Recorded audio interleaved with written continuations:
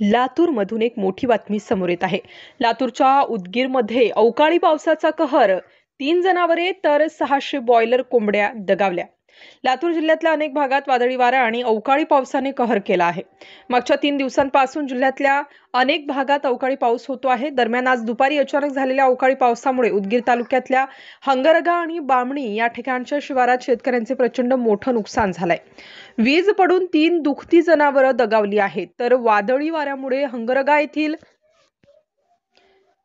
Poultry फार्मवरील पत्रे उडून गेल्याने 600 कोंबड्यांचा मृत्यू झालाय। कोडखेड येथील शेतकऱ्यांचे आंबा लिंबूची झाडे तुटून नुकसान झाले असल्यामुळे उदगीर तालुक्यातील अनेक शेतकऱ्यांचं मोठं नुकसान झाल्याची माहिती समोर येत आहे।